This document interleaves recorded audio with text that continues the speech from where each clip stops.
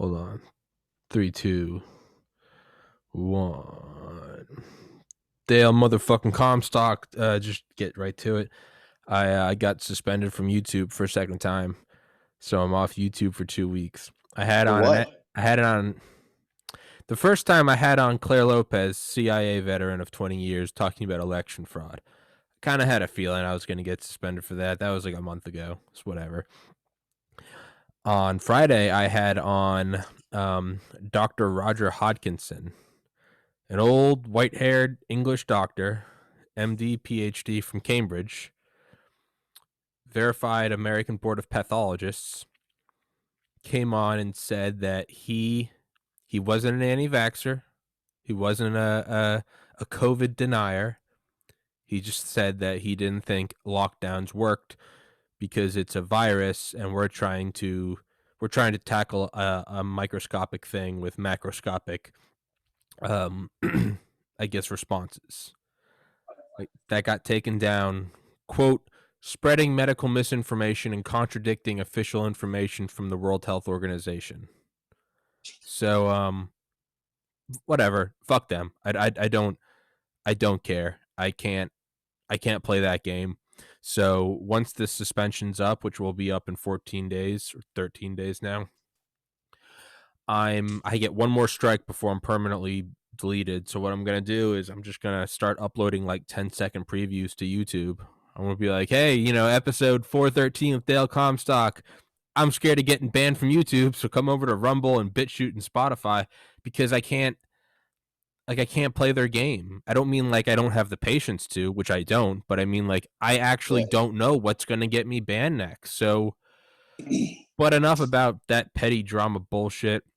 Well, it's not actually. It's actually not petty, man. And so you have a medical expert that's given a medical opinion, and basically somehow it's invalid because YouTube says it doesn't fit the narrative of the World Health Organization, which is also very questionable. Their narrative, right? I mean, yeah. And so YouTube has stopped becoming a platform for just information. Now they are actually, they are now, regulating. Right? Yeah, exactly. A publisher. They have gone down that same rabbit hole, and look, it's not by accident. They are deliberately doing that, and they are deliberately in collusion with the far left. They are basically one of their propaganda wings, for whatever their agenda is. And I got to tell you, man, I have to wonder, okay, there's got to be some pretty smart people that run, these businesses because they were able to create it. Mm-hmm. But, being educated doesn't mean you're intelligent. And so what we have is a bunch of educated fools, even in YouTube at the highest level that are making these decisions. They're educated fools, useful idiots. They don't know what they don't know. Mm-hmm. And here they are, passing judgment, not on any kind of fact. What they're actually doing is, they're on one hand, they're going, science says, the World Health Organization uses science, and they say, and then you bring a guy on that's also a medical expert. Just because you don't work for the World Health Organization doesn't mean he's not an expert or more qualified than any staff member on the World Health Organization CDC, yet somehow his science is invalid. I don't get that, man. Right. And so, so it's gotten to the point now where we can no longer have an opinion. Mm-hmm. Right. If it's not their truth, it's a lie. Mm-hmm. Right. And that's what's the sad part about what's going on today. And you and I have to be very careful what we say anymore, mm-hmm. Because everything can be taken out of context. How many times, Joe was telling me, he literally has people threatening him because of just free speech of what we've been talking about, and literally reporting him to the FBI like he's done something wrong. And that's what's so scary is we could say anything, and it can be maligned or interpreted any way that they want it to sound, mm-hmm. and jeopardize our welfare. That day is coming, man, not just for you, but for everybody on the right. And that's not the far right. I was reading an article this morning on one of these news feeds, and they were talking about, what is it? White Lives Matter movement. There's going to be rallies across America in certain cities, right? But they weren't able to narrow down, who, when, where, exactly, where it's going to take place and stuff like that. But one of the things they said in this comment was, White Lives Matter movement, far-right extremists will be rallying, and basically, perpetuating their, extremist white views. And I'm like, wait a goddamn minute, how is that any different from Black Lives Matter? And what makes these people extremists just because they say white lives matter, which they do, right? Just like Black Lives Matter. And so we are in a propaganda war, man. It's an information war. And it's a war of the minds. Okay. And I hate to go off on a tangent, but most people don't believe or don't even realize we are actually already in the Third World War. They believe that the wars are fought with bullets and missiles. Okay. Well, that's passe, man, because now we don't need rockets and bullets to destroy a culture, a country, right? A race. All we need, we have digital weapons at hand. And that's exactly what's happening. They're using digital weapons, the media, the internet, they're TikTok, things like that are being used, not just, so people are going, well, how's TikTok? People singing and dancing. Well, it's not that part, right? That's the distractor. It's what's behind the curtain, right? What are they doing? They're collecting data. They're collecting information. They're using TikTok, for one example, as a means, a highway, a pathway to get it within our infrastructure, or especially our electronic infrastructure. It's a method of infiltration. Right. And every war is not won with guns and weapons. Ultimately, it's won with intelligence. Right. I think even Sun Tzu said it, I can't remember who said it, but one of these guys said it. It was basically, in order to win the war, you got to win the intelligence war. If you can win the intelligence war, you can beat the opponent's strategy before it even starts. Mm-hmm. You've won the war. Right. And so that's what this is about. Look, we could be conquered, we can be destroyed, we can be enslaved by other countries without a shot ever being fired. Mm-hmm. And that's exactly what's going on, because what they've done was, over the years, they have infiltrated the minds of our youth through our educational institutions, and they have inculcated this mindset that American history is wrong, it's false. They've tried to erase it. They have basically brainwashed these people into believing that white people are the evil ones, that we are the racists, and everybody else is a victim, and that they deserve social justice. And it's a psyops war, is what it is. Ultimately, it's a psychological war, and they're winning. They're winning the minds of the naive in our country. And they're getting them when they're young. That's the best time to do it. From the age of 1 to 7, our minds are super fertile, man. We are in, full receptive mode, man. Whatever data comes in, that's what we're plugging into the program for life, literally. Mm-hmm. So, and I'll fall back on a little bit of my trainings. What I do for my coaching is, by the first, from year 1 to year 7, we're very subjective to what we call download hypnosis, right? Especially from our parents. What our parents tell us, how they respond, their emotions, has a lot to do with our emotional development as we grow up. Not only theirs, but also what we perceive, like on TV, and what we hear, right? Just in casual conversation. These things become part of our psyche. And then up until around the age of 35, we are already programmed with about 95% of our working information, right? Our operational information, 95% is already loaded up. Unfortunately, 50% of that information is false. It's bad information. In fact, throughout the day, there's different experts out there that will tell, and I say experts, I'm talking about people that are medical doctors, psychologists, psychiatrists, physicists, will tell you that we think about 70,000 thoughts a day. And roughly 60,000 thoughts a day are redundant and negative. Okay. And then if you think about all that, and then you think about half that information and half that thoughts is based on false data.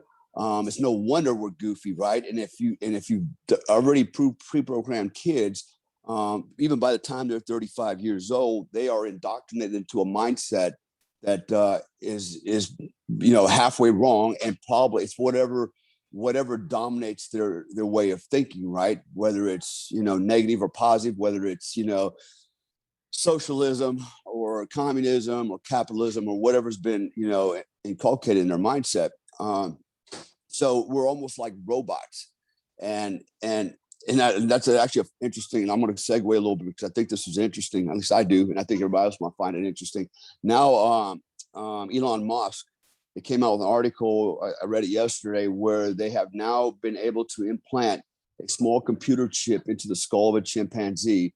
And this chimpanzee was literally able to play what's called paddle pong, like ping pong on the computer, using his mind. Initially, it started with, he had a joystick, and he was, the paddle, and he was playing the game.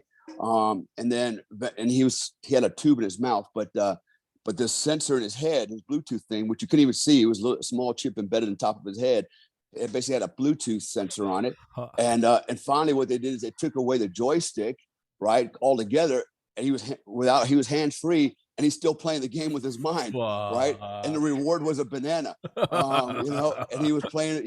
Man, it was amazing when he probably played it, right? So my theory is this, right? If we can do that, right, and we can now use a Bluetooth in a brain to connect to a video game and manipulate a video game, what do you think can happen the other way around? They could program you to respond a certain way, right? We're talking about radio frequency now. It's a two-way street, right? Manchurian candidate, man. MK Ultra. Yeah, transmit, receive, right? And so, here's my next, my next guess is this. I think what could happen after this stage, after this, yeah, exactly, but also after this stage, right? I think is very possible to control the mind without a chip, just through electromagnetic frequency, just through radio frequency. They'll figure it out. Or combinations of frequency, right? They know which ones to send, what combination, what order, what strength, and they know how to target, the brain and certain parts of the brain that carry certain behavior, right? And they could probably look. And so this whole idea about artificial intelligence and robots down the road, well, they'll never have emotions.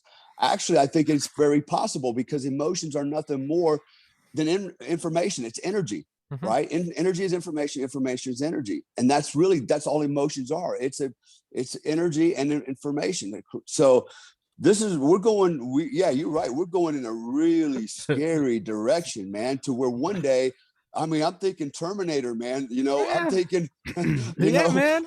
I'm thinking, man, there's going to come a time where human beings can literally be outperformed and controlled by robots. I do not think it's far-fetched anymore. At one point I did, but now that I study this more and more, and I see what's the technology and how it's evolving. Here's another thing. So, and before we start on the book, I want you to throw this out there.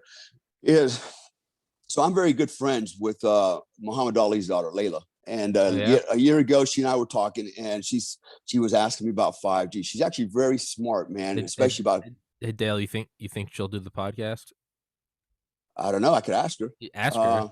Yeah, I'll ask her. She's very good. What really impressed me about her was she's very savvy on survival.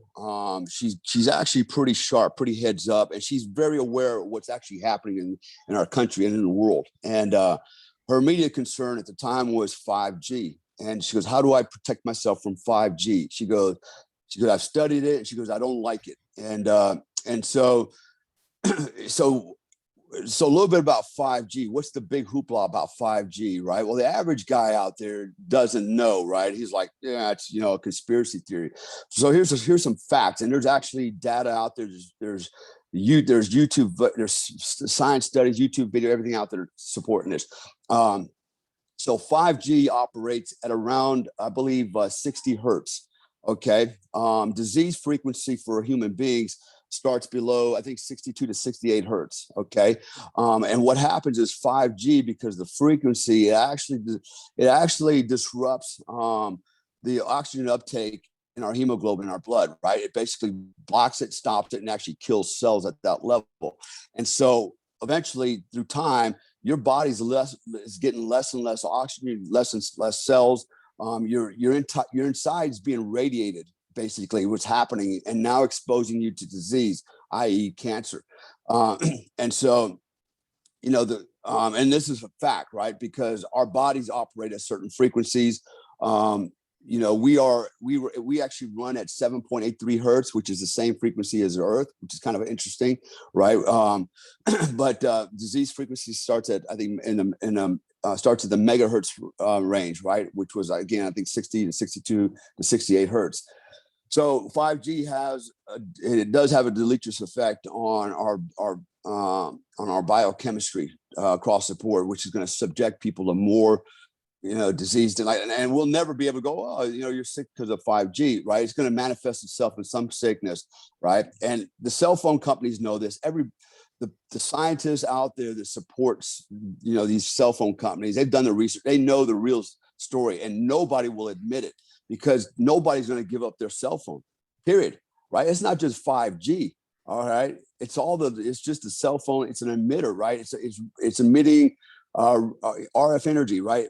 And if you're holding it by your head, you're just basically microwaving your brain in there. Eventually, you're going to change the cellular construct of your tissue.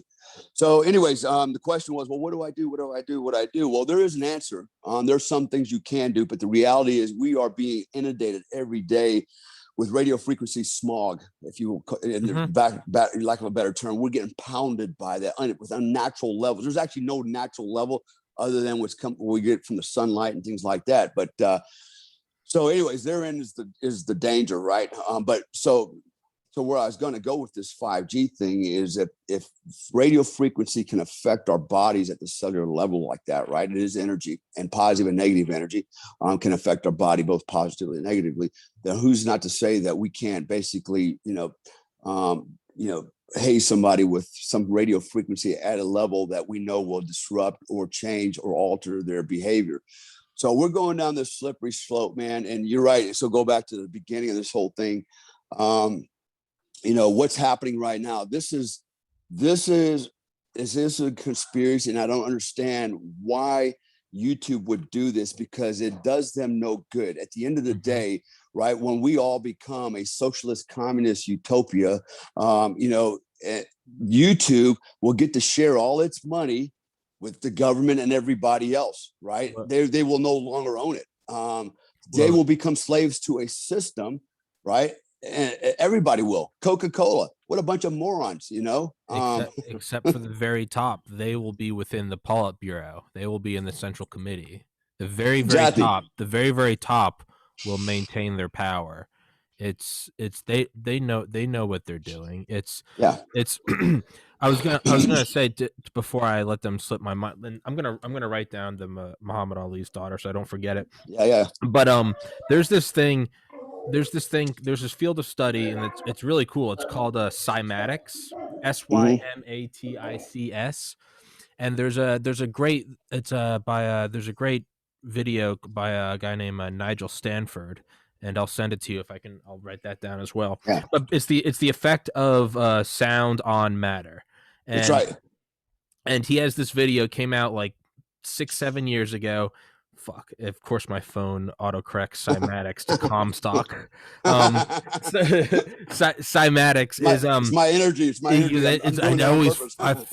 I'm hallucinating. Everyone's like, Tommy, who's Dale? Dale doesn't exist. I'm like, no, Dale's my buddy from Delta Force. My parents are like, it's so sad. He was such a bright kid.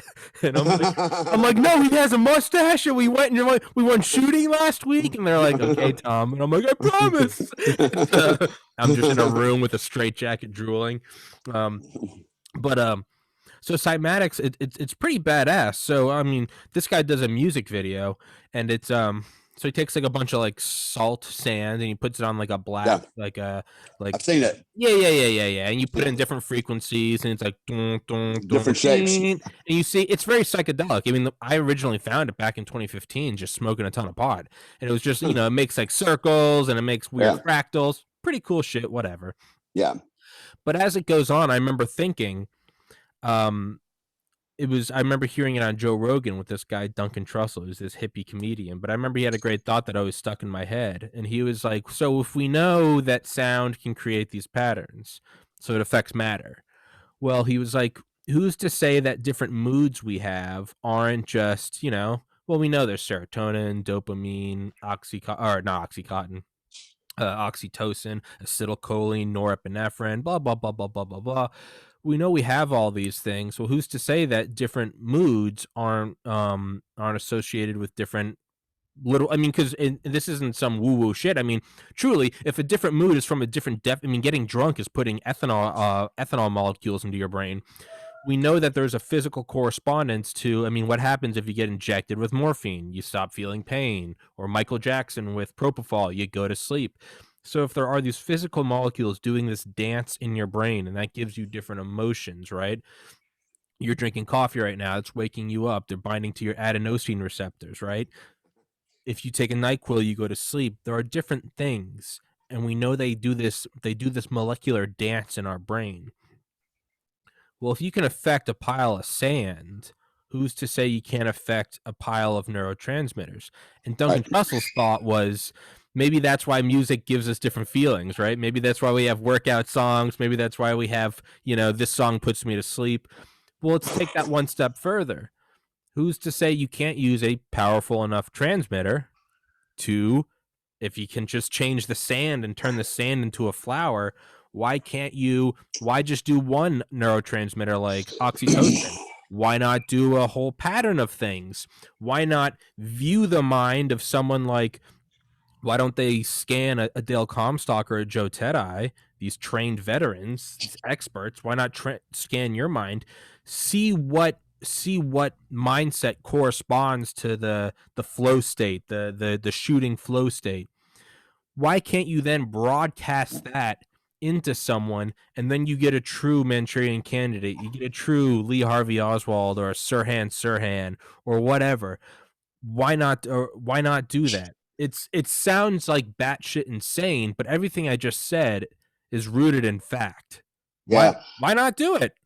Well, think about this, right? So, good friend of mine who was a Delta operator with me was actually on my team years ago, a long time ago. Went to school, got a psychology degree, and we were talking one day, and he was telling me that, for example, serial killers, mass murderers, their serotonin levels are very different from the average human being, right? Mm-hmm. Serotonin is one of the feel-good hormones, but their levels, I can't remember if they were super elevated or super depressed now, but I do know that compared to everybody else, they were way off the charts. And he said, basically, comparatively speaking, he goes, when you look at those levels in a Delta operator, for example, they're similar.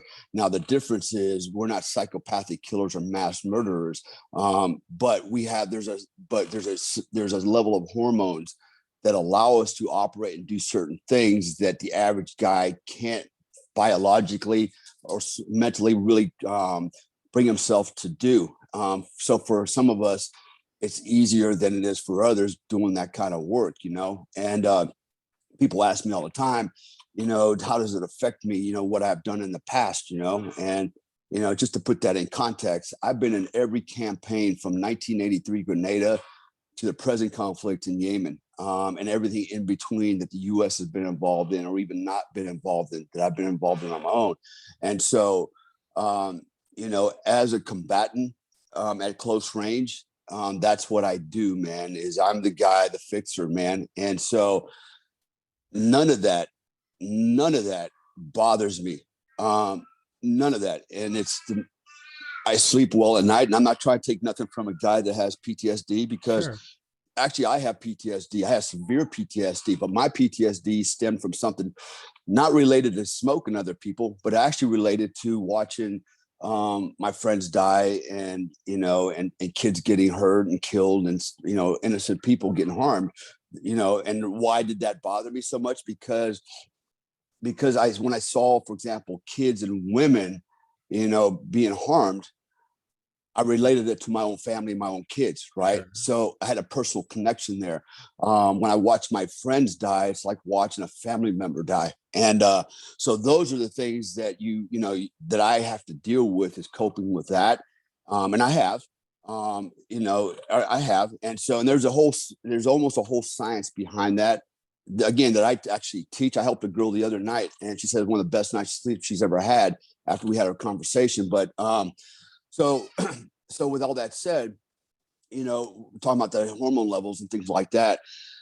So hormones are affected by, hormones are, it's a chemical, but it's also affected by frequency, by energy, right? And in fact, again, your body is more subjective and more responsive to frequency than it is chemicals, but 99% more by frequency. So what I mean by that is we can have a lot of bad chemicals in the body that'll affect us at the DNA level, but it's actually the frequency that does the most harm, whether it's positive or whether it's negative, right? That's why people that worry a lot, make themselves sick over time, right? Because they're constantly, that negative energy is literally at the cellular level is down regulating their genes. Same, on the other hand, people that are always very positive tend to be happier. And even people that are given bad news and told by doctors, hey, you got, you're probably going to die in 4 months from terminal cancer. That's the nocebo effect. Like you're going to die in 4 months. And if you believe it, you buy into it, it's going to happen, because that negative energy is just going to facilitate that death faster. But people have, and it's been proven time and time again, people have had a positive thought and said, no way am I dying. And we're serious about it and really believe there's no way I'm going to die, have lived on for years and years, and even, found themselves cured from this stuff, right? So energy is very, very essential to everything we do. In fact, it is everything. Okay. Energy is everything. Everything is energy, period. Bottom line, right? So going back to the hormones and the frequency, for example, 5G, right? What would keep someone from amping up the 5G transmission in a certain area?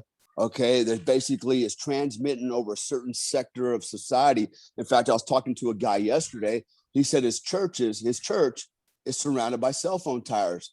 I said, how ironic is that? Why do you think's going, is that coincidence? Maybe it was, but I said, think about the conspiracy here, man. What if you could go, listen, we don't like all these conservatives and they're all going to this church. Let's just set up a cell phone tower 5G there that's aimed over their church. All right. And we just amp it up a little bit while they're in there. And then so I said earlier, I mentioned TikTok, right? So TikTok could actually become a means, right, to infiltrate our grid, our electromagnetic network, cell phone towers, right? I mean, think about that for a minute. So you're opening up TikTok on your cell phone.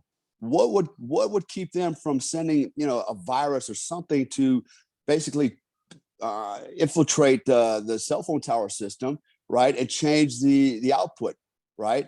You see what I'm saying? I mean, yeah. People think this might be a little way like over the top, but you got to stop limiting your way of thinking. If you really think hard about this, if we're putting chips in a monkey's brain for Bluetooth and he's playing ping pong without his fucking hands, then it's very possible to do that, right? And we that's what's declassified. Right, exactly. And so, and this is what, and this is how you can manipulate human behavior. And so I was telling the guy yesterday, I said, so yeah, you go to church every Sunday and everybody walks out feeling like shit, right? Because they feel like sick and nauseous or whatever, and because they're getting radiated by this daggone 5G, they're getting the extra dose of it, right, during these times, or maybe all the time. And so what happens psychologically, you go, man, I'm not going to church. Every time I go there, I get sick. Maybe I'm allergic to God and church, but it starts messing with the psyche, right? And so to me, that's what I mean by earlier when I said that we're in Third World War. It's just not fought with bullets yet. Not yet anyways, but it always comes to that. Ultimately, what will happen is, and this is my prediction, and I hear this a lot from a lot of people that are like, you know what? This is not going to work out well, especially for the left, because we're going to hit a point of no return, where there's going to be blowback. There's going to be, there's going to be a revolution, and it's going to be ugly. And everyone that's been responsible for this, or even thought to be responsible for this, can be held to account. And you can only push a human being so far. And throughout history, look, man, every empire falls, but and every tyranny that is established eventually falls as well. The bottom masses eventually said that's enough, and they cut the legs out from it, and they flip the script. It's going to happen. And so, we're at that point. I get this a lot from a lot of friends and people I don't even know. They all think we are now at the tipping point, and it's not going to take much more. I can tell you this: the COVID passport crap, that ain't going to work out well. The what firearms regulations that are coming down, there's nothing more than a disguised way of confiscation. And by the way, the lefts go, nobody's coming for your guns. Nobody wants to take your guns. The hell they don't, right? It's the way they're going to do it that matters, right? And so everybody goes, well, all my friends keep saying this. Well, my weapons fell into the ocean out the boat. Sorry, I don't have them. It's like, what? That doesn't matter, because the police aren't going to come knocking on your door, going to give us your guns. That's not how it's going to work, because they know that won't work.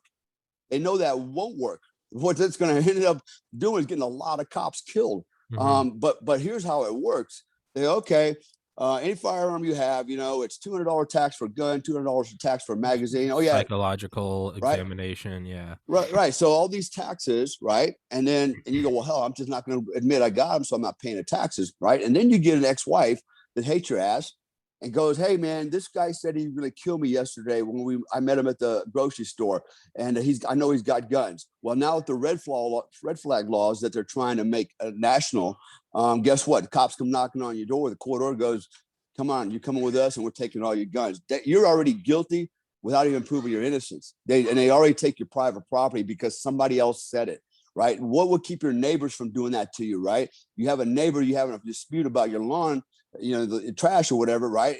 How easy would it be to turn your, just like World War II, right? With the Nazis, the Jews, ratting out your freaking neighbors, your families. That's who the police is. Your family and your friends and your neighbors will become the police that will take you down, right?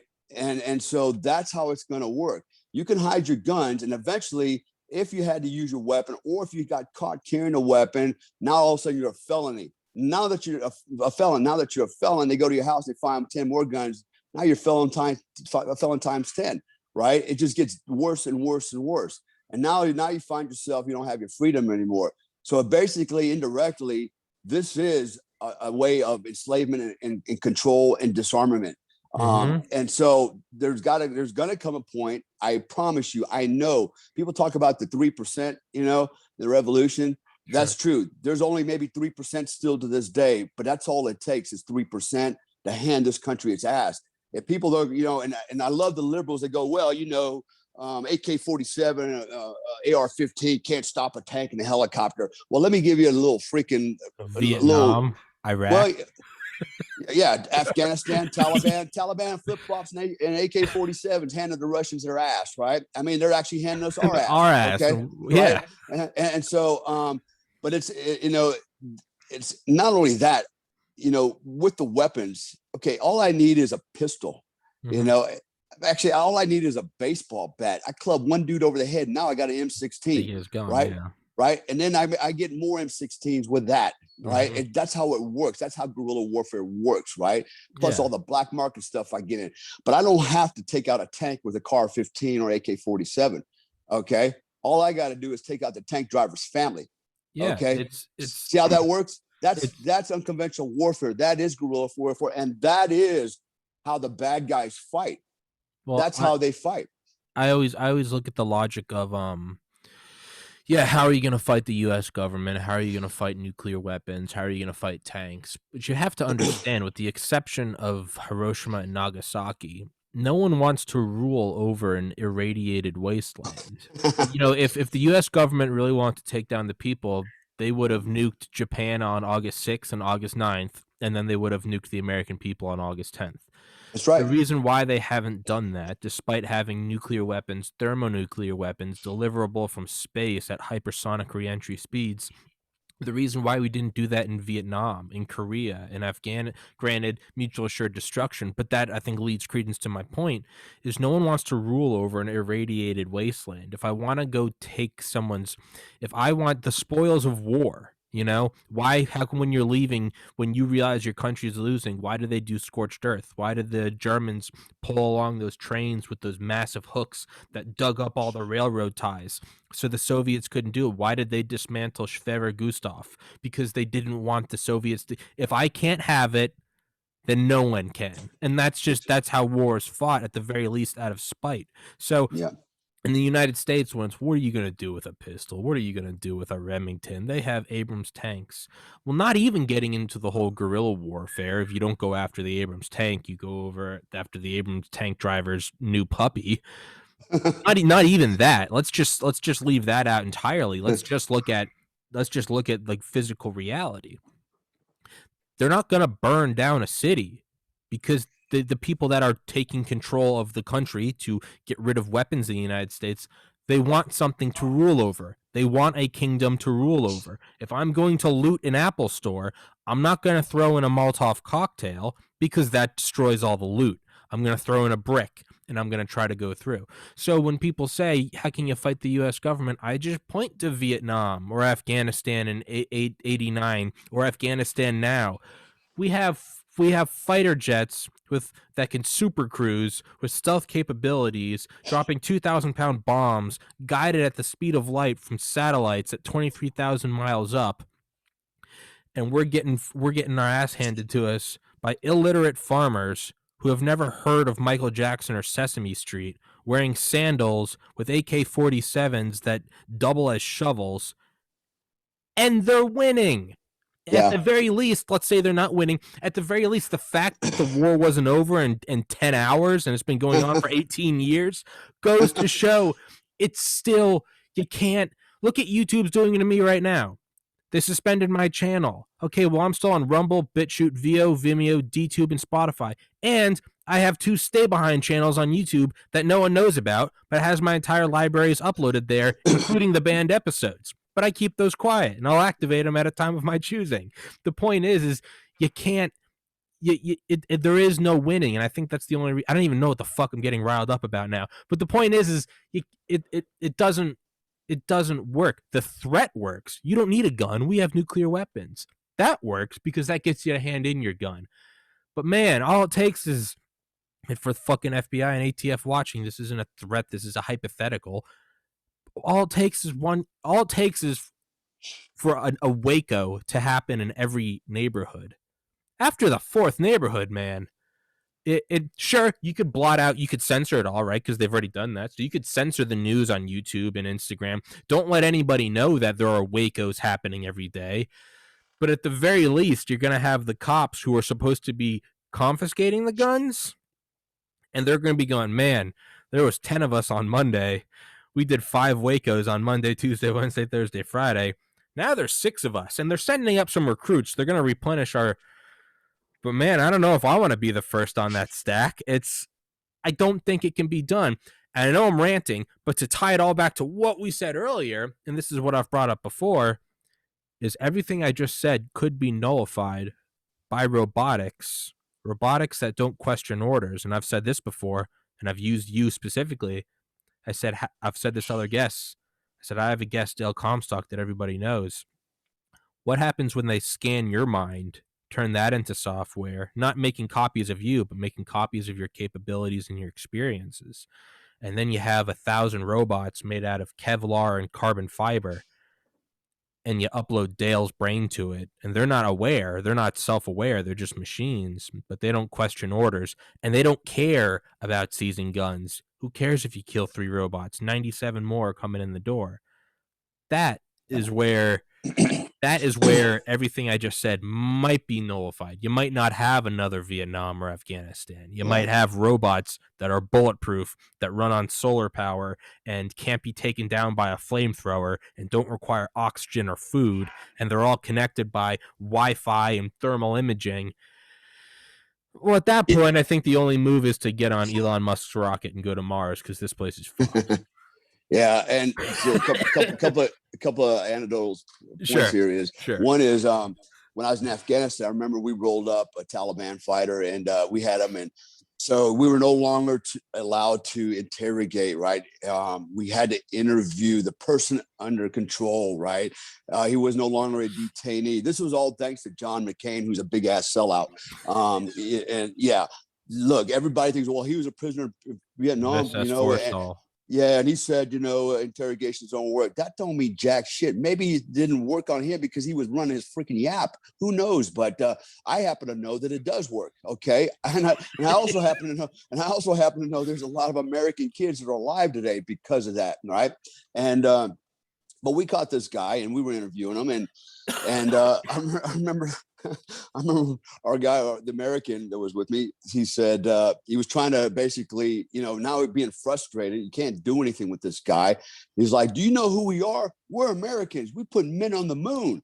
And this guy sits back, right? And this is how smart he's not. He goes, you can't put men on the moon. The moon's only that big, right? And we're like, holy shit, these are the guys that are kicking our ass with that mindset, right? I mean, in his mind, Jesus. he thinks the Yeah. moon's that big. How can you put people on it, right? And he's laughing and giggling like, you can't do that, right? So the other thing that came up was I had some friends in Indonesia that were asking me, about the Chinese. The Chinese are making their moves. They're doing it under the radar. In fact, several drone submarines have been recovered along the Indonesian coast, right? And what are they doing? The Chinese are mapping out, the geo mapping the ocean floor. They're looking for where they can run their submarines and things like that. And they're doing that all the way down to Australia. I guarantee you, they're probably doing it here around the U.S. But the Chinese they have a strong presence everywhere there. And I think we talked about Taiwan and what they're doing there to the coral reefs. They're dredging up all the sand around Taiwan and taking sand and building islands around the Philippines. Cutting off the fishing capability of the Taiwanese and other things. So it's a very systematic approach that is under the guise of some type of economic development. It's very passive looking. Belt and Road Initiative. Yeah, but it's passive aggressiveness, right? What they're doing. There's an objective here. Why would you waste all your time building islands and doing all the crap that you're doing and basically, taking the sand out from another island, with people on it. So that day is coming, and I've been warning my friends. I said it's a matter of time. I said eventually we're going to have an Eastern Bloc and a Western Bloc in this world. The Chinese are going to run the Eastern Bloc, and they was like, well, what do you think? They wouldn't come to Indonesia, would they? And I said, why wouldn't they? I mean, man, it's a resource-rich, country. It's got a big population. It's a great, jungles. It's a great place to hold, right? And it's got a lot of resources, and they couldn't get their head around it. And these are now Westerners, okay? Actually, Western North Americans I'm talking to, and very, very educated people. All right, and they could not fathom the idea that what do you think the Chinese will do to us? You think they'll kill us? I go, no, not all of us. I said, some of us, they'll probably take me out because they know that I'm just not going to go away willingly. I'm going to be the guy that starts a counterinsurgency. But, you're going to hide in the woods for 30 years. Yeah. I said, but everybody else, is going to be safe. I said, and the reason they're going to be safe is because they become useful idiots, right? So, the Chinese still need infrastructure, they still need food, they still need power, they still need to maintain this country so it doesn't collapse, right? So they're gonna leave the government in place, Indonesian government, but there's going to be a shadow government, right? All this is going to be ruled by one Chinese czar, if you will, right? And who's basically mandating how everything works, curfews, that's how it works. Think of Japan, in the Philippines, what they did, right? Same thing, man. They just massacred these people. They took advantage of them. They raped their women. They took their goods. They killed their men. And probably the only reason I keep saying this, the only reason that today the Australians aren't speaking Japanese is because of the Battle of Midway. Had that not happened, who knows? Australia might be a Japanese, one of the Japanese satellites or the Japanese province, and look how little that country is. They were in China kicking their ass, and we stopped them. And we Yeah. stopped them like, Jesus, there we go, right? And so we should just let them go finish the job, Yeah. But The rape of so, Nanking, Manchuria. yeah, so here we are, man, and the war continues. We're in World War III. It doesn't have to be fought with guns, but it will eventually, because eventually it always comes down to the man on the battlefield with a gun, always, right? So, like I said earlier, when an empire collapses, people are oppressed. Eventually, they're going to rise up against the tyranny. It's going to collapse, but it's going to require our primitive warfare, man. It's going to go back to knives, sticks, guns, whatever we get our hands on to kill that other guy that's basically oppressing us, right? With all his digital shit in hand, we're going to beat his ass with it, right? So that's what happens, and that's what's going to happen. So anybody that thinks that there's a utopia out there and we can all live together and one world government and we'll all be happy, you're smoking crack and you are the problem. And that's why I think in the end of the day, man, we got a lot of useful idiots out there. That's why neighbors will turn on each other, because they could be educated, but they're not intelligent. Right? And there's another level of intelligence. And I'll say this. So, the educated people, we have them all the time, the academians, right? The professor spends a whole life in school. He thinks he's a subject matter expert on whatever, right? But he's never left the schoolhouse, right? Then you have the guy that's out there that's, he's intelligent. Okay, maybe he's got an education, but he's intelligent. He's the guy that can go, you know what? They said they're only going to raise the taxes for the wealthy, so I'm good.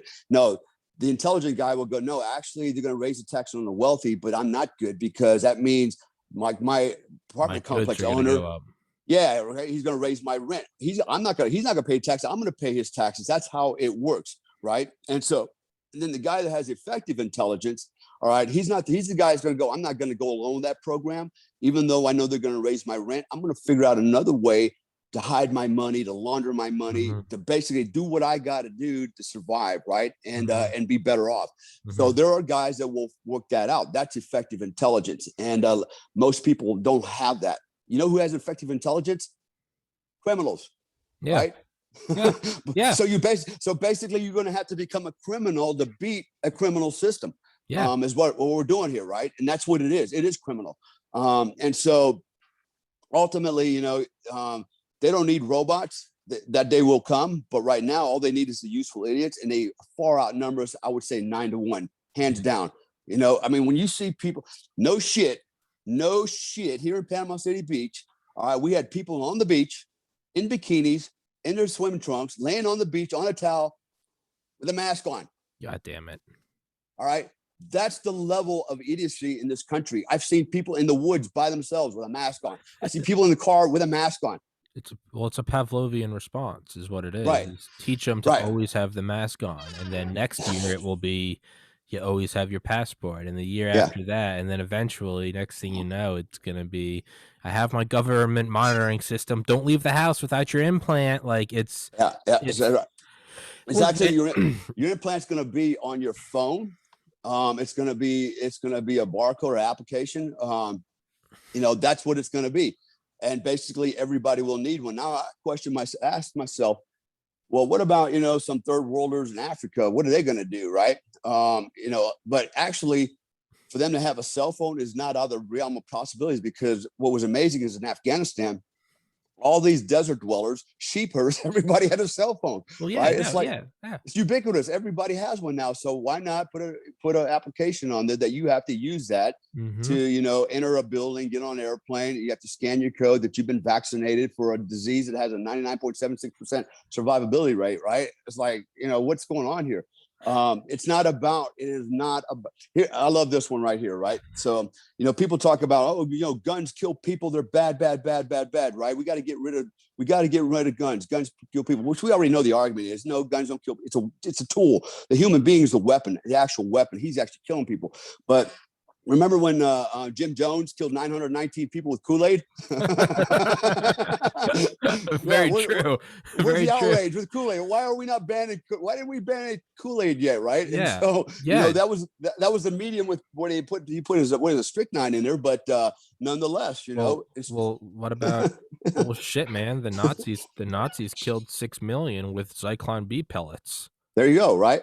I mean, Darfur, they killed 300,000 with machetes. I mean, Yeah. dude, So Stalin or Mao took out 50 million with just yeah. lack of food. Look, man, you can get creative. You can roll up your sleeves and you can get those neurons turning, and man, you can kill people with all sorts of spectacular tools. I can't And help but think that it feels more and more like, America's always the bastion, but when America itself seems to be imploding and giving into this, you kind of get the feeling of, when the Pilgrims left, they weren't going to America because it was this light, a shining light on the hill. America didn't exist. They were going to this barren, what they thought was barren, obviously the Native Americans, but they were going to this empty, basically big field the size of a continent, and they were just like, fuck all y'all. I'm paraphrasing. Fuck all y'all. We want to go practice our religion. There is no, now people flee to America, but back then there wasn't even in America. It was just, we're going over here. I can't help but think when you lock down, when you take away every bastion of freedom, when you can't, Governor DeSantis had his YouTube channel suspended yesterday for saying something about COVID. Trump, obviously we know, was removed from all social media, but he's creating his platform, 45office.com, which I can't wait for that to be up.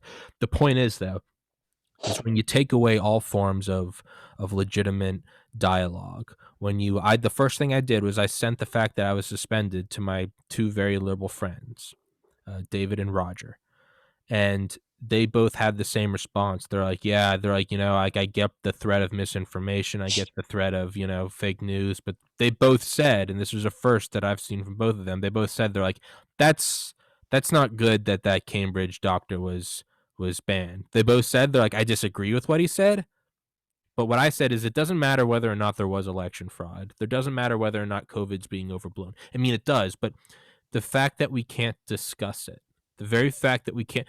Right now, Dale and I have been talking about 5G as a weapon. Maybe it's not actually a weapon, but we have to be able to at least discuss it. Because when you take away the ability to discuss, right? What's the first thing they do? They ban Alex Jones. They wait a year. Sorry, they ban Milo Yiannopoulos. They wait a year. They ban Alex Jones. They wait a year. They ban Donald Trump. And then they do from what? They go from one paradigm, banning individuals, to banning topics. I myself have found out. Election fraud, first suspension. COVID, second suspension. I would bet any amount of money that the third will probably be around sometime this summer. The new verboten topic will be gun control. You can't talk about gun control. But what the people on the left don't realize is because everything that's happening is against those Trump Americans. So, fuck them. Who cares if it's shady? Well, once we're all gone, first they came for the Jews, but I didn't say anything because I wasn't a Jew. Then they came for the gypsies, but I didn't say anything because I wasn't a gypsy, blah, blah, blah, blah, blah. And then they came for me and I spoke out, but there was no one to speak out for me. Well, once they get rid of everyone, right of center, the only people, the new far right is, once you chop off the rightmost inch of a ruler, the new rightmost inch is the next inch over, and then over and over and over and over until you get down to where there's only 2 inches and you have to cut that. And then you have to cut that.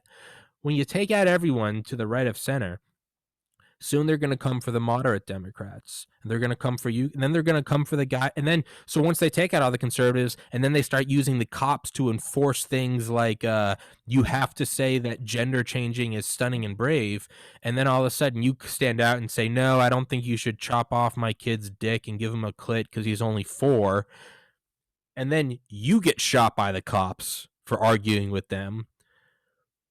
When people try to upload that video, there's going to be no George Floyd response, because now, just like I can't question the World Health Organization or election fraud, now that is not going to be able to be questioned, because what are they going to dress it up as? You were contradicting a law enforcement officer of the United States of America. You're going to be going, well, hold on. No, you tried to come into my house and chop off my daughter's clit and give her a dick. And they're going to go, no.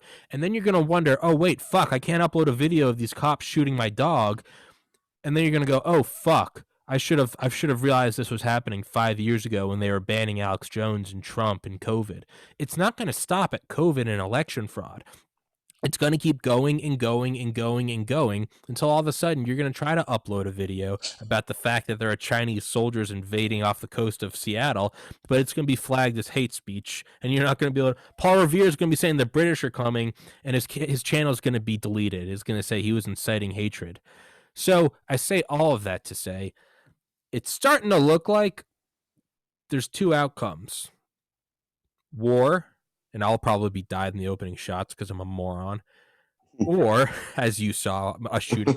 Dale, how do I shoot? Tom, the safety's off. What do you mean? Red, you're dead. Red, you're dead. Okay, noted. Everyone was like, Jesus Christ, Tommy's gonna shoot himself in front of the Delta Force guys. It's gonna be that, or it's gonna be the new Pilgrims. I mean, fuck, is it just gonna be go to Mars? Is it? I mean, truly, I know that sounds all sci-fi, but I mean, truly, at a certain point, is going to Mars the new getting on the Mayflower or the Nina or the Santa Maria or where the fuck they were, and going across the great ocean, which is interplanetary space, and you're going to settle a new world, which is Mars. And it's going to be the equivalent of the Pilgrims. It's going to be brutal living. It's a lot of people are going to die. But when you look back and you go, why the fuck did people leave civilized London to go live in the woods of North America and get killed and eaten by Native Americans? Something must have really driven them. And it was a desire for religious freedom. So in the year 2521, when they look back 500 years and go, man, they had iPhones, air conditioning, they had Zoom, they had porn and video games and McDonald's and DoorDash. Why did anyone get on a goddamn rocket that had a 50% survival rate and fly for 9 months to a new world where nothing existed? Well, they're going to learn about history and they're going to go, oh, it's because everything else was fucked. And there are some people that at their core just wanted to be free. And man, it's starting to look more and more like I'm going to die on Mars. Well, I disagree that you're going to die on Mars because there's no escape, not anytime soon. And, you know, the boogeyman is here. He's at our doorstep. And I think the only way to stop it is to deal with the boogeyman head on and with extreme prejudice. And so, you know, that's why I said it earlier, it's going to come down to those with the effective intelligence that are going to, that 3% that are going to make the difference. Sure. It's going to take a trigger to get it going, but that trigger will come because there's a point where, you know, we're going to have a unified intelligence and a unified will, even if it's at 3%. That's all it takes, man. That's gonna, you know, there's gonna be a paradigm shift, I hope. But unfortunately, the whole world has been inculcated in this mindset. And hats off to the Florida government, DeSantis, you know, for standing against this crap, this tyranny. You know, the guys, you know, obviously the guys got some live brain cells, unlike a lot of these other politicians who are selling their souls and don't even realize what they're doing. And I don't expect any liberal that out there or let's listen to this podcast agree with me. That's because you're the problem. You don't want to listen and you don't want to use effective intelligence. You don't want to use any intelligence, and you like to listen to what the news tells you and what your friends tell you. But the reality is, if you use common sense and really look at what's happening, what in the long run, you know, we are all going to be screwed. Everybody's going down on the ship, not just the conservatives. And so that day is coming. Unfortunately, I never thought I'd see something like this. You know, now we have the military swinging left. You know, we all expected that. We knew that he was going to change the leadership to more left leaning. They used the race card to weed out extremism. You know, what does extremism mean in the military? Because I can tell you as a veteran, I never experienced any of that in the military. Okay. The military culture is like no other culture in the world, but what they had to do was bastardize and make it look like, oh, it's a haven for racism too. And we gotta straighten out the military. Right. And that's bullshit. That does not exist at the level that they would like for it to exist. So they have to create this false narrative. And basically they said, well, we got these right-wing extremists in this group. Let me tell you something. At 1.4 Bragg, I forget how many gangs they had, literally gangs in the military. Okay. Bloods and Crips on Fort Bragg. All right. And it was a big presence. And a lot of these guys were joining the military and they kept their gang membership going on Bragg. Nobody's talking about that. Okay. I can tell you those weren't right-wing extremists. And so, you know, this is not and I'm not trying to educate, you know, the left because they don't want to hear it anyways. And there's no point. All I'm trying to do is reinforce to the right. It's like, man, remember what you're facing. I met some Marines last night young Marines, bunch of them. They're going through some training, and we were talking, and I told them, man, you know, they were all Americans, man. They were there to be Marines. They believed in, you know, they believed in America. They believed in the Constitution. They believed in all the values that I believe. And I just told them, I said, let me remind you, man, every day remind yourself why you're here and why you're a Marine. Okay. And remember what side you stand on. Even though you are a Marine, remember there are people on the other side trying to pull you over there. Okay, and make you their foot soldiers, and they're the evil ones, man. They are way left of center. I said, remember, you're here to support the Constitution of the. You took an oath, all right, and remember that, man. Remember who you are, and then they were all, you know, who are, you know, Semper Fi, you know, they were definitely on board, and but we do know, you know, I think I told you a couple months ago, I called my son. He's a Green Beret, he's a Ranger. I said, man, I said, you know what, son? I said, when your time is up, your term of enlistment is up this time. I said, get out, man. I said, get out, because they're going to send you to war. They're going to send you to war to do their bidding, right? The left doesn't care about you. These liberals don't care about you, right? They're going to tell you, you deserve what you get for being a soldier. I said, don't die for this country. Do not die for this administration. I said, don't do it. It's not worth it, man. I said, you got all the training, you got all the skills, get out of the military. Go get a private job. Yeah. Do something else, man. And that's sad, because if the government called me up right now and say, hey, we're at war, we need you, I'm going to kiss my ass. Yeah. All right. I ain't going no more. I am not going no more. You people spit on us, you shit on us. You take our benefits away, act like we're somehow privileged. Like, I earned that, man. I was promised, like, for example, free medical and dental when I joined the Army for life after I retired. Okay, now they've taken that away. They've taken away the dental. They're making me pay for my medical. All those things that were part of the contract for me to say, yes, I'm willing to sacrifice my life, okay, and sacrifice, you know, my livelihood, for my family, my happiness, for this country. And in exchange, you're going to give me a paycheck, which is not very much, considering what my life is worth, and you're going to give me all this other stuff. Okay, I'm agreed. Now they're going, no, we're going to take it back. Stop being a little privileged, you know, whiny nose, and be like everybody else. And this, you know, who says this? Kamala Harris. Okay, she's one of them. All right, no respect. They want to give our privileges, our benefits. They would rather give them to illegal aliens coming to our country, right? And so this is how I know the left has completely lost its mind. Anybody who supports that is a traitor to this country, and you are not an American.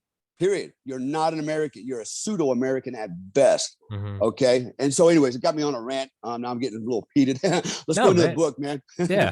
Well, hold on. Let me go take a piss, Dale. I realized you and I have just been talking shit for an hour. Yeah, man. It's Hey, do you edit out these piss breaks when you publish this? I do now. I used to not do them. Now I do. Because I realized I always thought I was gone for 20 seconds, and I started looking at them. I was like, man, I was gone for 2 minutes, and it's just a weird silence of me just whatever. Yeah. I'm gonna go piss. You can talk if you want. I'm gonna go piss. Yeah. Whatever. All right. So everybody who's listening out there, no, I'm not an extremist. I'm a patriot, and I believe in doing what's right, morally and ethically what's right. And we have rules, we have laws for reasons. We have a constitution for a reason. And to adulterate it and bastardize it to meet the agenda of a certain section of our population so that they can be empowered, make money, and take advantage of everybody else is wrong. And I know the argument is, well, you know, that's what, you know, the right has been doing. No, that's not what the right has been doing. If you really think about it and you really do your due diligence, your homework, the truth lies somewhere in the middle. It's not always on the left. It's not always on the right. Anyways, what we're going to do is we're going to pick up where we left off on my stories.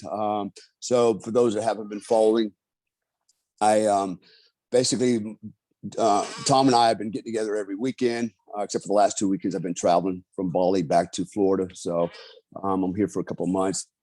But basically, we're going through some of the chapters in my book. Actually, we're going through all the chapters in my book, and I'm just telling you the stories, so you actually don't have to read it. So we're going to cover American Badass, and then I got 5 more books that are coming out, different types of stories of what I did post 2011, 2012, when I first wrote American Badass, what I've done since that time, which has been quite a bit.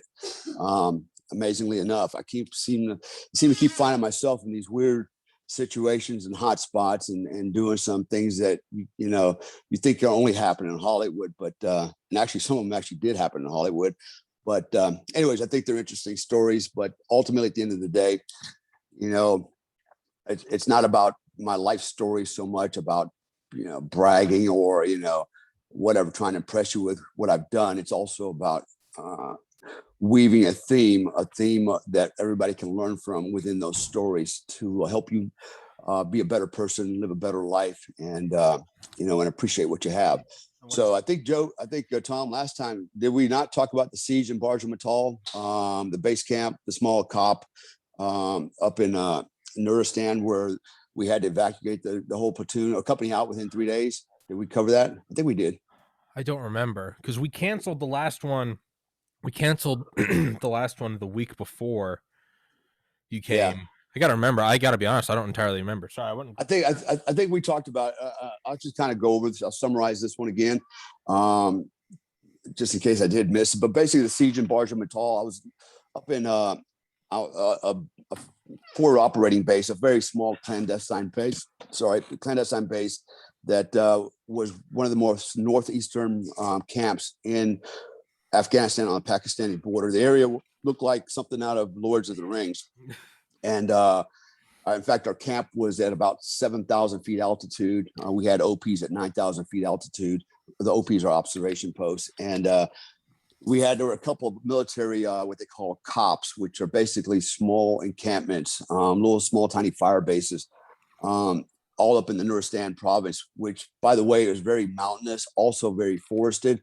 It almost looked like jungle. It's kind of interesting to see that in North Afghanistan. One of the cops had come under attack, under siege, and 9 Americans were killed. The base was basically, the camp was overrun by Taliban, quite a few, and then the Americans ended up calling in airstrike on top of themselves to get rid of the threat, to survive it. So that prompted the command to go, let's just pull all these cops out. They actually had 3 of them up there, and so we had the mission to get one of these cops out, because basically they were literally under siege almost every day, constantly getting to the point where they couldn't even leave the wire, so to speak, to go run any kind of patrols or anything. They were basically hunkered down behind the HESCO barriers and always, you know, on alert and making contact with the bad guys.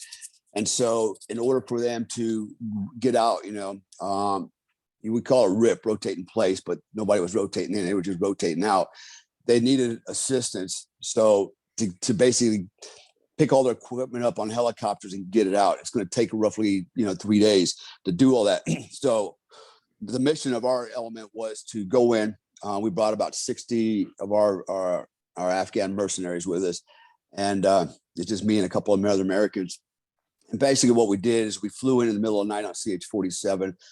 The camp was maybe 150 by 150 meters square, not very big. And it sat right in the valley. I mean, surrounded by mountains. I don't know who put it down there, but in that spot, but they did. But they did have 1 OP on top, but that's, you know, neither here nor there. So, and the HLZ was just big enough to support 1 helicopter landing. That's how small it was. So we landed. We actually had to fly in a couple of times, deliver everybody, got everybody off board. It was late at night, and we met up with the commander, and basically the mission was for us to go outside the wire and patrol the outer area, the AO, the perimeter, and also deliberately go out and make contact with the Taliban and engage them.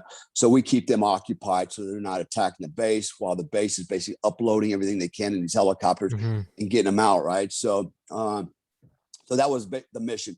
And it ended up, we went out the first night, and we decided we're going to go up the road about 3 kilometers. There was a madrasa up there, a church, a religious church that the Taliban like to use to stage out of. And we had intel that they might actually be hanging out in there. And so our mission was go up there and make contact there. If they're not there, then we were going to push forward another 2 or 3 kilometers. There was a village, and we assumed that they would be in that village as well.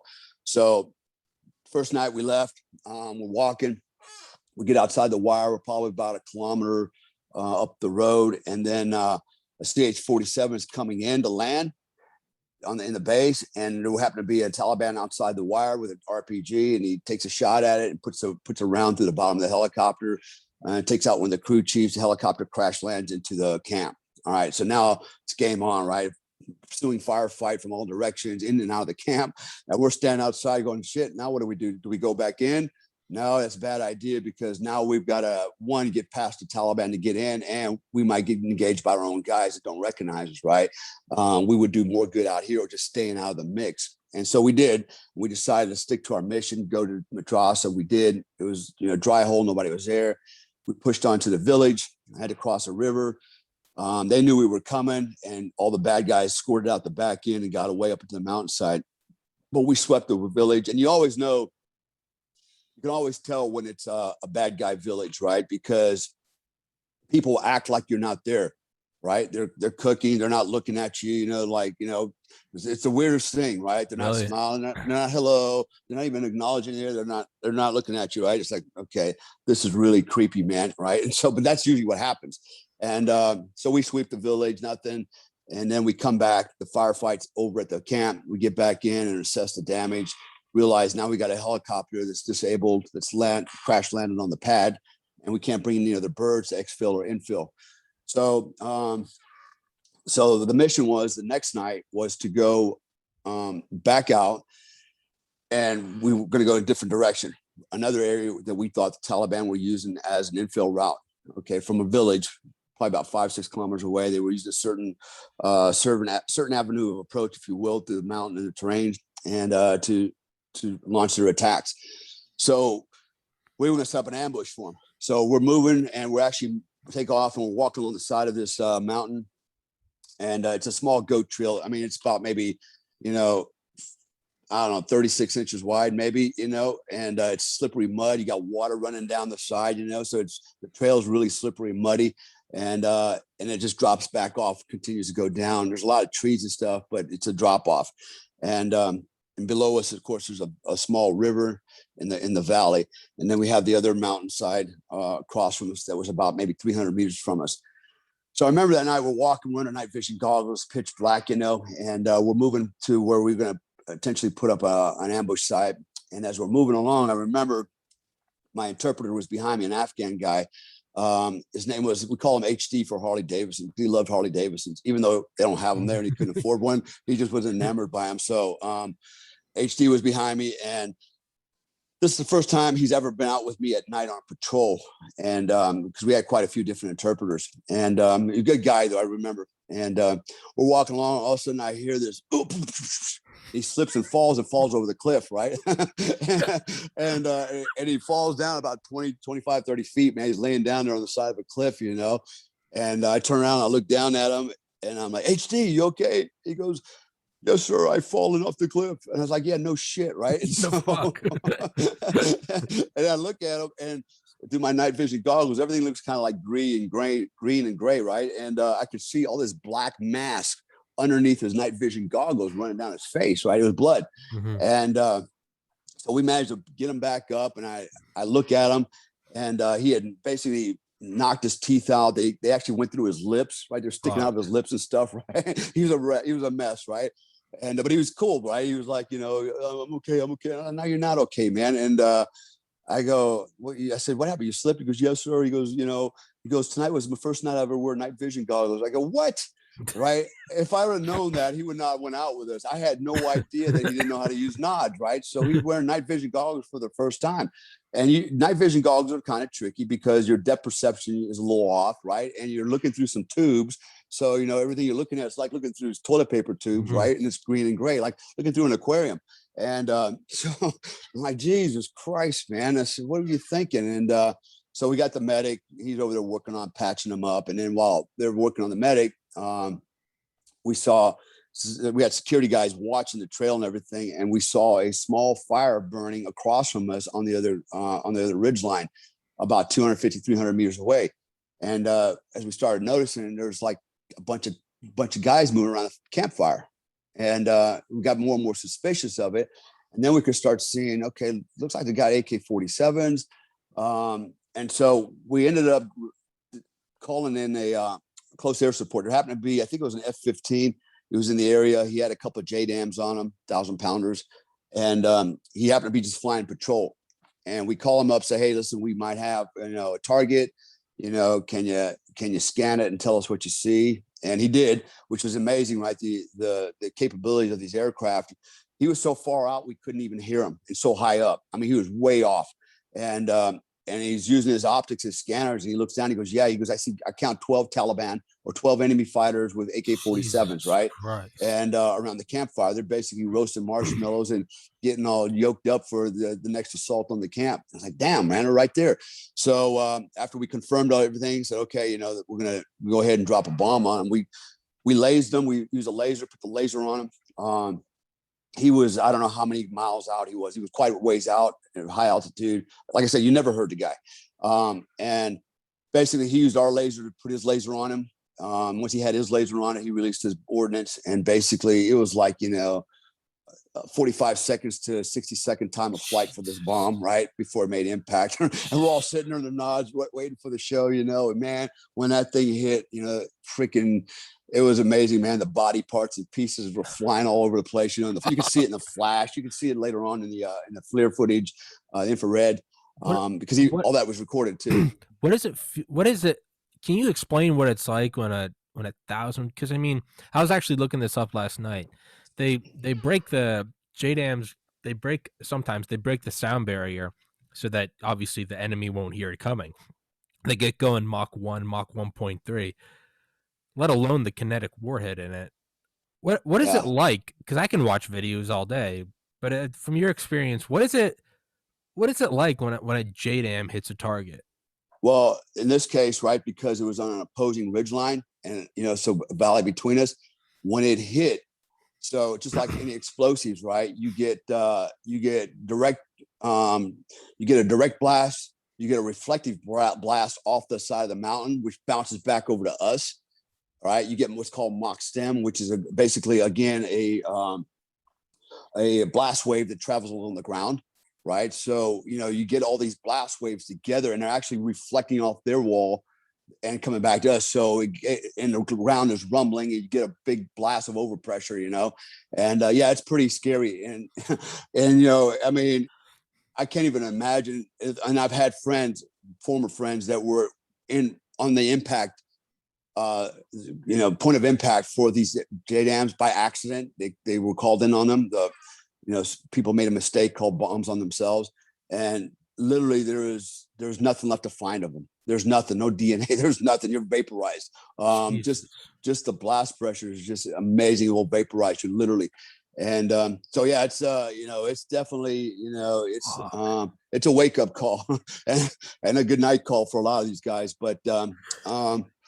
But yeah, we did that, and then high-fiving each other. All right, freaking mission accomplished, and we go back to the base, and then the next morning, we had the Army brought in, and I didn't know they had these kind of guys, but they brought in a pilot, and his specialty is to fly broken helicopters, basically, and so they lowered him in with a fast rope, got him down on the ground. And while they did that, they brought in a couple of fast movers to fly, close air support, basically just buzz in the ground around us, keep the Taliban's heads down, because it's daylight now. And while that was going on, this guy got inside the helicopter and he cranked it up. And his job was to fly this crippled helicopter back to get it out of there and get it back to the base, right? Which I got to tell you, it takes some balls, man. You just, you're going to fly a damaged helicopter with a hole in it from RPG, right? And well, while that was going on, another group of 12 Taliban, broad daylight, decided they were going to come and get some payback for the night before. And they came around the corner, around the top of the ridge line, and they ran into the OP that was up the observation post, and they just mowed them all down, which was kind of cool, right? So we got 12 more that day, and then got the helicopter out and got everybody finally evacuated out of there. Mission success. So that was a siege in Barge, what they call Barge E Metal. The next story I was going to go through was flipping through my screen here on my computer. This was going to be all right, SEALs, right? So talk about SEALs real quick. Backing up on my page here. Here we go. SEALs, one team, one flight, right? So I kind of put a little chapter in about SEALs, right? So it's actually kind of funny. Look, okay, I don't hate SEALs. I got a lot of friends that are SEALs, right? And good friends that are SEALs. And, just like anything else, there's good ones and there's bad ones. I know some bad ones, total shitbirds.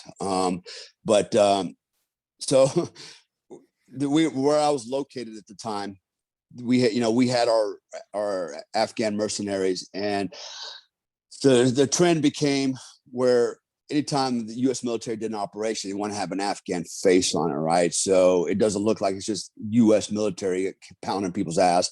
It's like, hey, we got your friends with us, and they said it's okay, and they're helping us, right? Yeah. Kind of a diffusion of responsibility, if you will. And so the SEALs. All right, so let's put something in perspective here, right? So SEALs are SEALs. They do water ops stuff, right? And Green Berets, okay, to me are the best special forces out there, because Green Berets, first of all, you take a 12-man team and you've got two heavy weapons, light and heavy weapons experts, basically tacticians, military strategists. You've got two engineers, right? They do everything from construction to explosives. You've got two medics, by far the best trained medics in the military, hands down. And then you got two commo guys that do all the communications, SATCOM, you name it, man. They are, AT&T are us. And then you've got an Intel NCO, right? His job is basically intelligence analysis, preparation of the battlefield. He's collecting and developing that information.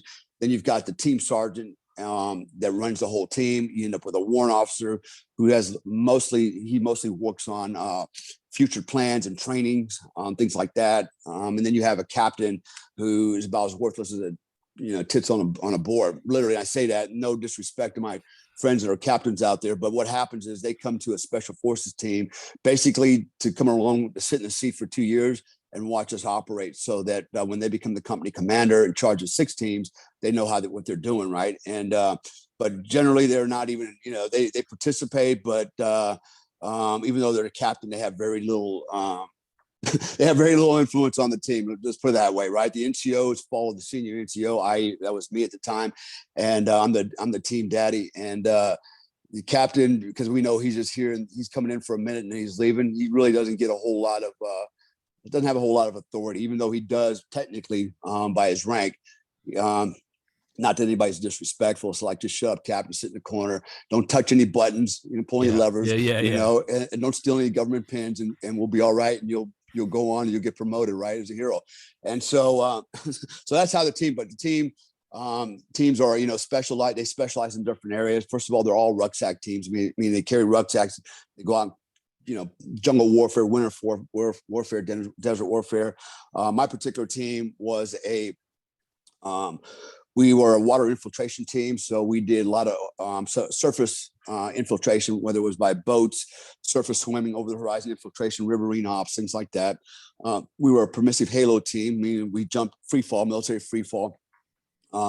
We were what they called at the time a DMV team, which is a basic desert mobility vehicle. We had 4 desert Humvees, all right, for desert patrolling and stuff like that. So we basically had 4 missions, which is very unusual for a special forces team. We were a Portuguese speaking team. My team, our area of specialty was Angola, because it used to be a Portuguese colony. And then the other one was, our other area of responsibility was Iraq. So, but in our organization, we get a lot of those guys, and they're perfect for this job, because our job is to go out and recruit, train, feed, arm, and then lead into combat, local guys, farmers, sheep herders, make them into soldiers, mercenaries. And there's a methodology to that, right? Winning hearts and minds. And how do you do all that, right? You got to make them loyal to you, right? And so we were really good at that. And a lot of the guys that in my organization were with me were really good at that, because that was our background. But SEALs don't have that background. And so they wanted it. They wanted to use our guys. And it's like, well, the only way you can use our guys is we got to go with them.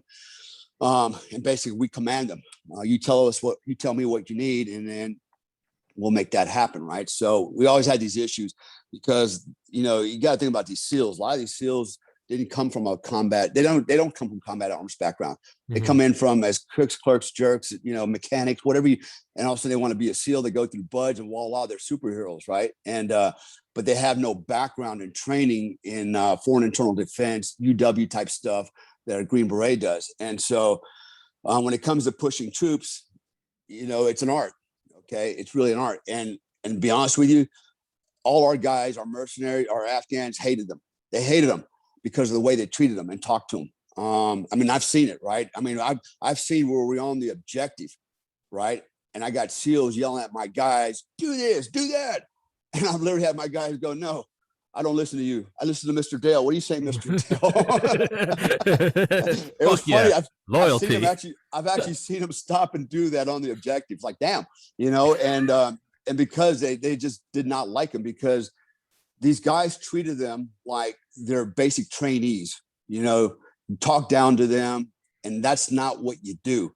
You talk with them. They're not your peers. Okay. They're not your equals. They respect you as their trainer, their mentor, the guy that's paying them their paycheck and feeding them, right? Taking care of them and their families. You got to earn their respect. And when they earn your respect and you treat them like they have value, and you actually give them latitude to make decisions, especially their commanders, and you just act as an advisor. Now you just I'm just your advisor now.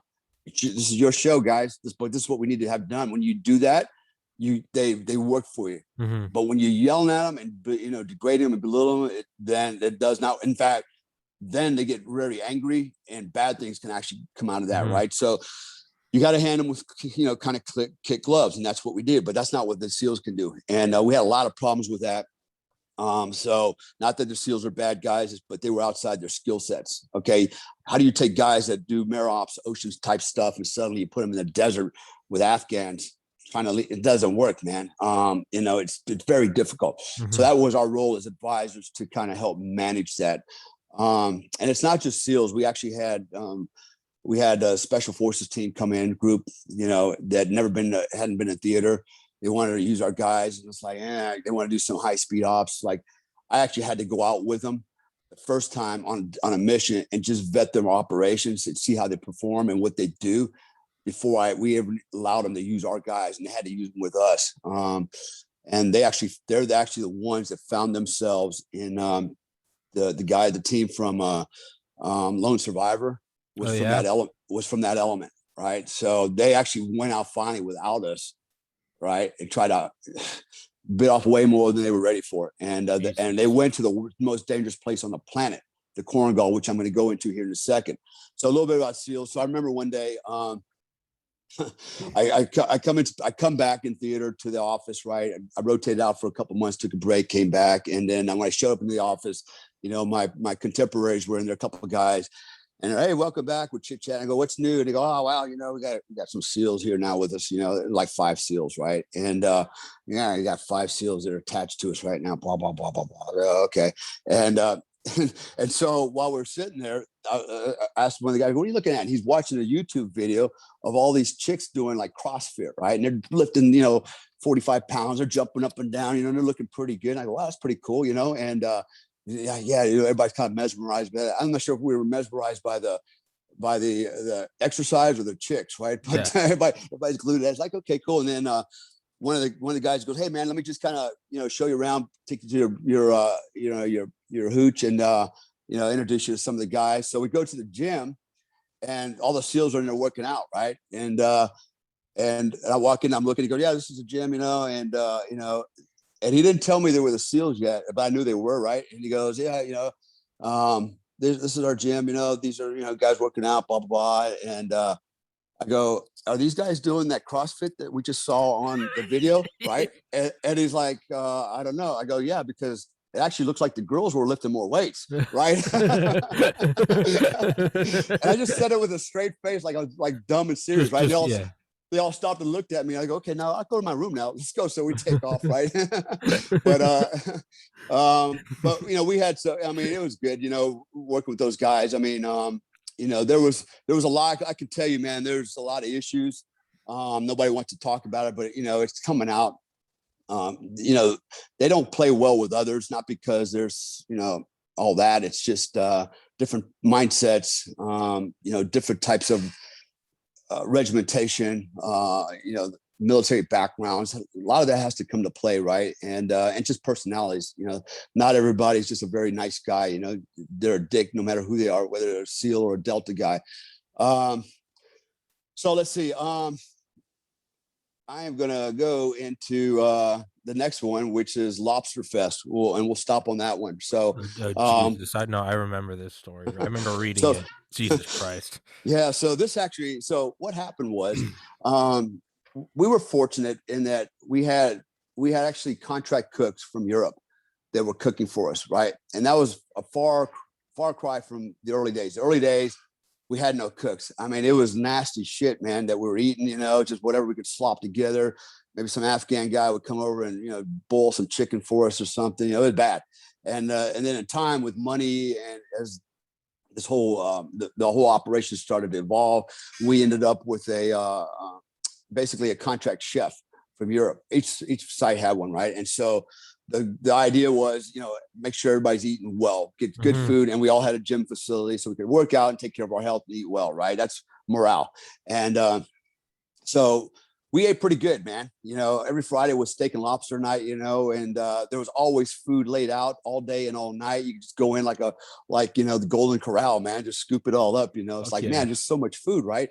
But that was his main job, was to cook for us, and he did, and it was good.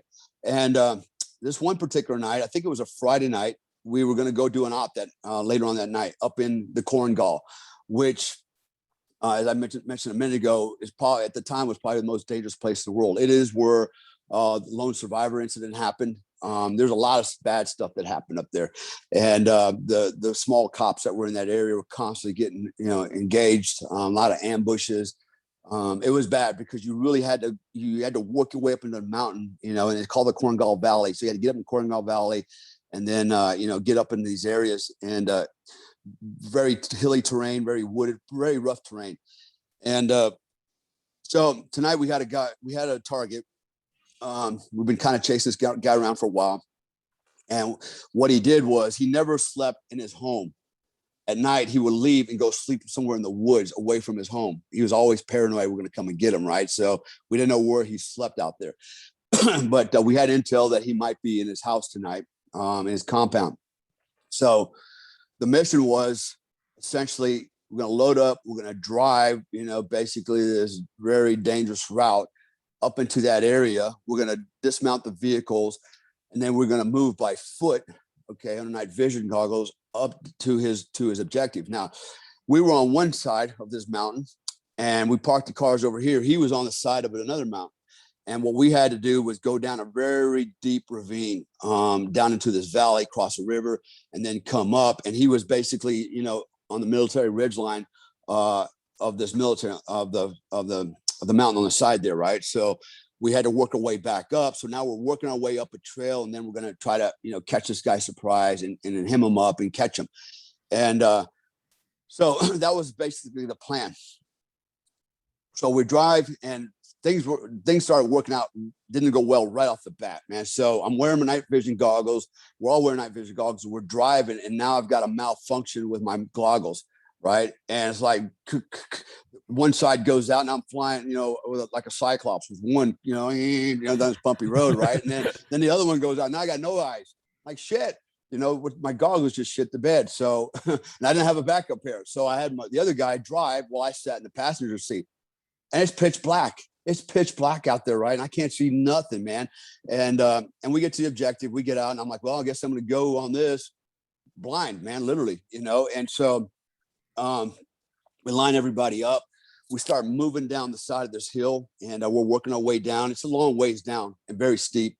And even going downhill, it was very hot at the time, even at night, so you're sweating your balls off. You got all your gear on.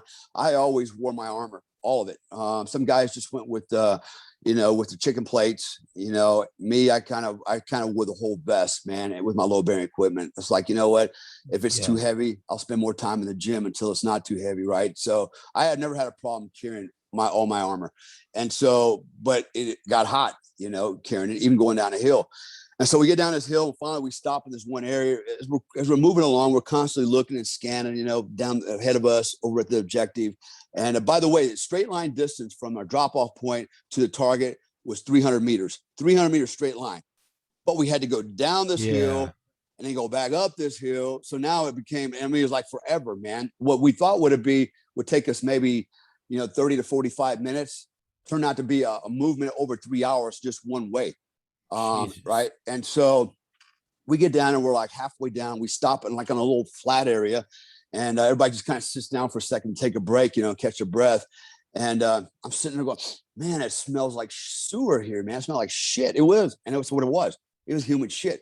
Apparently, that's where the locals went over to take a dump and piss right there. This little area we were in, right? Because we were like little compounds, little huts here and there, right?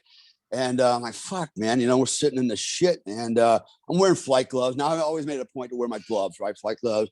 And I didn't touch my mouth with my gloves or anything like that. If I got to touch anything, I'm going to take my gloves off, right? And my hands are sterile, and we'll do what I got to do to my body, my face, my drinking tube, whatever, and then put my gloves back on.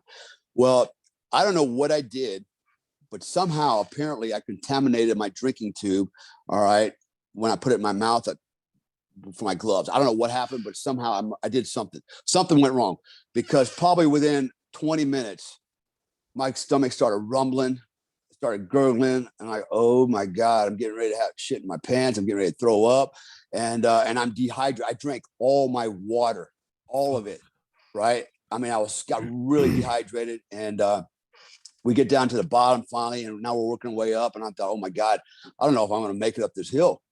But I'm not going to be the one that goes, hey, guys, I'm pushing out, because there's only a couple of us Americans and the rest were Afghans. And so anyways, and we carried the heaviest weight, too, the Americans, just because, we carried radios and all kinds of crap. The Afghans were pretty slick. They wore their chicken plates and AK-47 and a few magazines.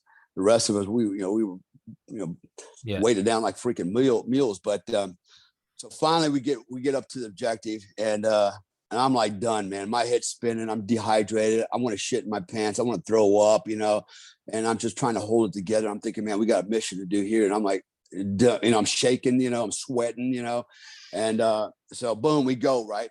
We can only get it. We can't surround the place. We got to just go straight in and then kind of, blossom out and take over everything. So we run in and we start, rolling people up, and all we got is a bunch of old men and women, and stuff like that, and we got basically what we call the dry holes, like nothing's here, right? And so I'm on the outside, on the far side of the small little compound here, the little village area, and I just have to sit down. I'm like, I'm gonna pass out if I don't. I just got to sit here for a minute, catch my breath, try to regroup before it's time to go back, because now we got to go all the way back and up this mountain, right? And so I'm sitting there, and we got a plane flying around above us, basically with all kinds of night vision sensors and stuff like that, radios.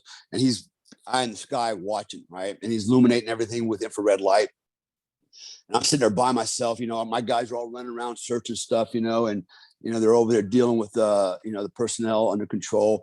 And I flip my nods down, and I notice there's this mound of something in front of me, about 50 meters, like a bunch of bushes, which kind of looked out of place, like a cluster of bushes, like right here, and when there's nothing anywhere else.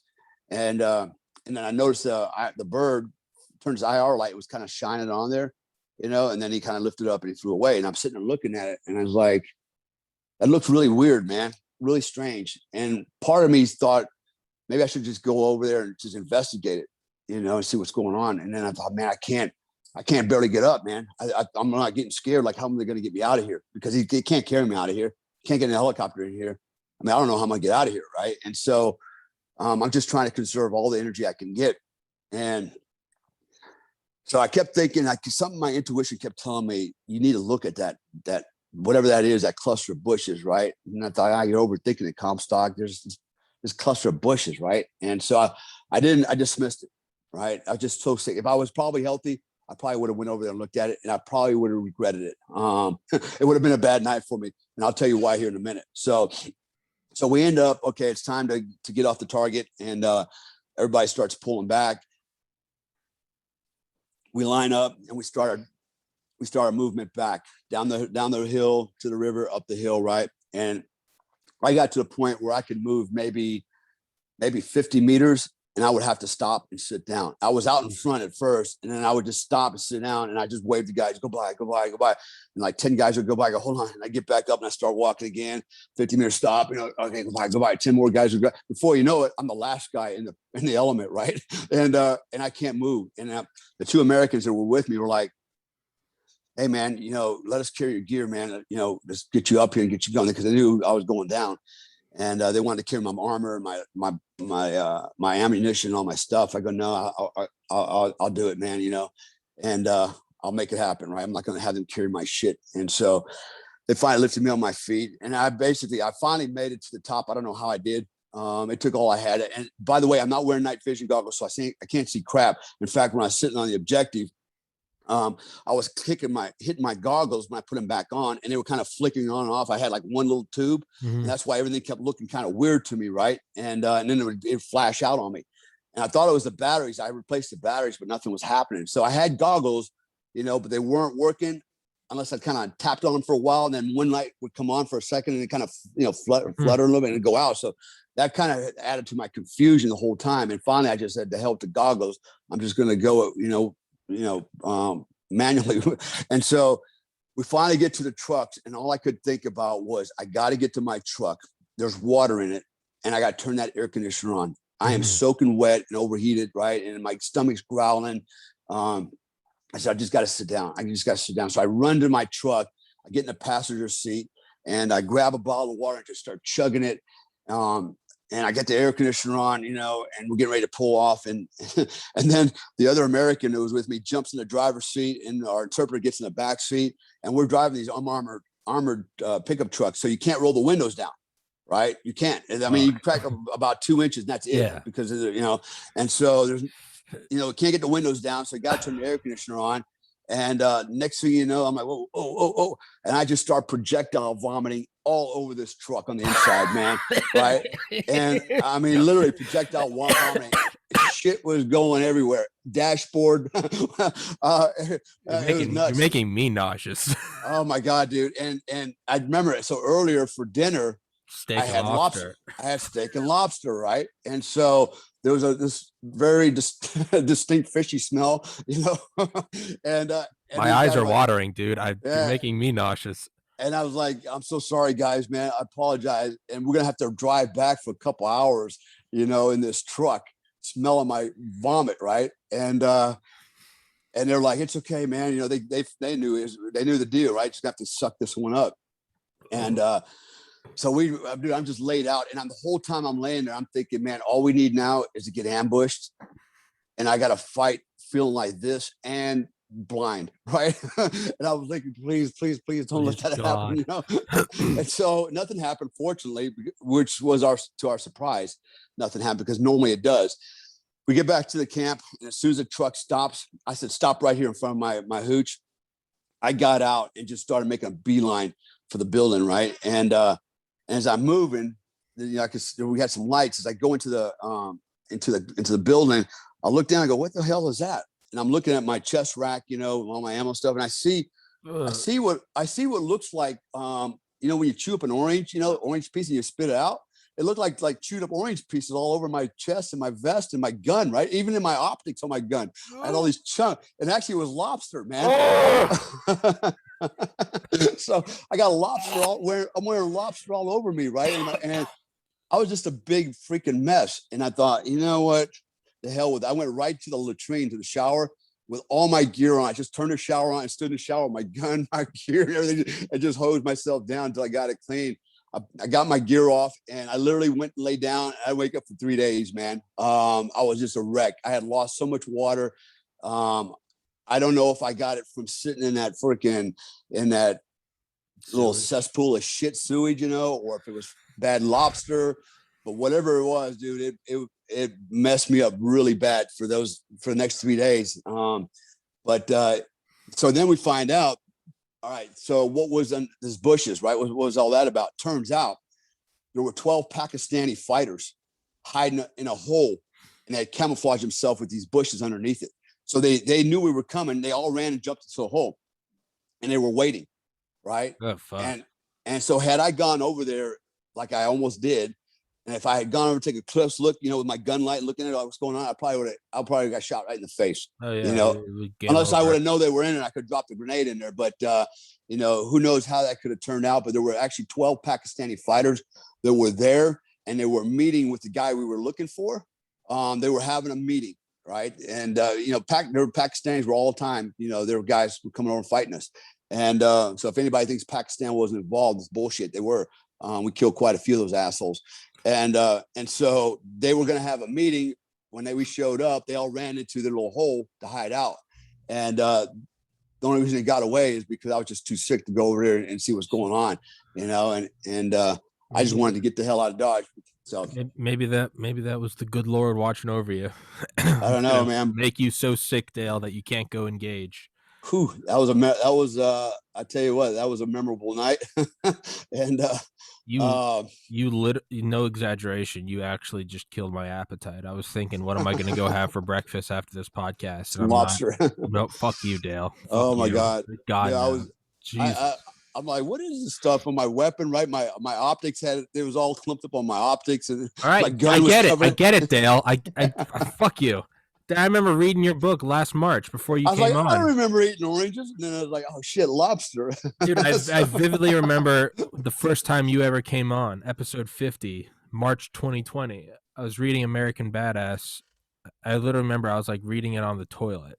I was reading that chapter and I was getting nauseous. And a year and a month later, I'm getting just as nauseous hearing the story. It's just heat, the lobster, the sewage, the clammy. Oh, Jesus Christ in heaven, dude. Yeah, it was a bad night for me. Could have ended up worse, I guess. But yeah, no, I mean you could have died. Yeah, but Jesus Christ. Anyways, that's my lobster fest story. And well, that was that was the only time you can ever tell that story. That's now banned from this podcast. That's but next time we're going to talk, we'll start with just so we don't forget, we're going to talk about my story about being an Afghan cowboy, which is actually funnier than shit. Horses. Yeah. And we'll go into that next time around. Fuck yeah. Well, we'll do that. Dale Comstock, author of American Badass. It'll be in the link. Stick it in the top. The link will be in the description. Stick it in the top comment. Well, I can't stick it anymore because I'm not on YouTube. Also, yeah, Dale and Joe came and we went shooting last week and we've got about 9 hours of footage. And I'm just sorting through like 1 minute at a time and just finding good little clips because no one wants to sit down and watch 9 hours. Right. I'm just finding little clips of just like shooting and shit, and I'm uploading those piecemeal. Yeah. And hold on, let's stop recording. And I want to talk to you for a second, not just personal shit. So 3, 2, 1, stop.